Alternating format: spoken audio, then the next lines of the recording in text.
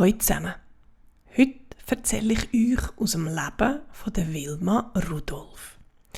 Sie war eine Leichtathletin und hat in den Vereinigten Staaten von Amerika gelebt. Ihr Geburtstag war am 23. Juni 1940. Gestorben ist sie am 12. November 1994. Den Text haben Elena Favilli und Francesca Cavallo geschrieben. Die Illustration ist von der Alice Barberini.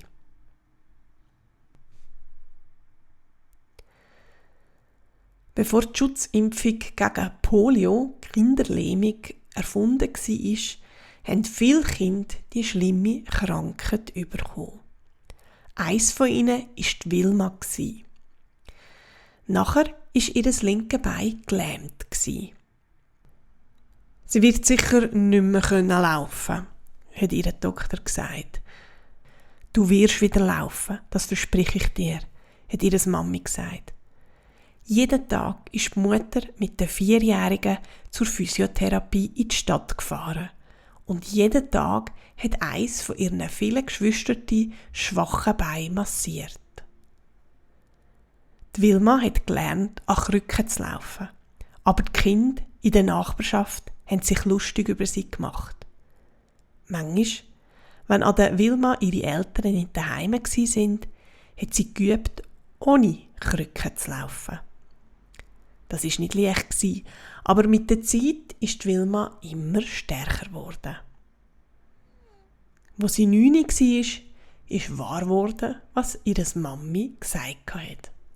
Die Wilma hat wieder ohne Hilfe laufen können. Sie hat sogar angefangen, Basketball zu spielen. Das Springen und das Laufen hat sie geliebt und gleich hat sie zum Leichtathletikteam in der Schule gehört. Die Wilma hat an 20 Wettbewerben teilgenommen und hat jedes Mal gewonnen. Ich weiss selber nicht, warum ich so schnell bin, hat sie gesagt. Ich säckle einfach los. Ihre Familie und ihr Land hat sich riesig gefreut, als die Wilma die schnellste Frau auf der Welt geworden ist. Bei den Olympischen Spielen von 1960 hat sie gerade 3 Weltrekorde gebrochen. Der Schlüssel zum Gewinnen, hat Wilma immer wieder gesagt, liegt in der Fähigkeit zu verlieren. Niemand gewinnt jedes Mal. Aber wenn man nach einer Niederlage schnell wieder aufsteht und beim nächsten Mal wieder gewinnt, gehört man irgendeinmal zur Spitze.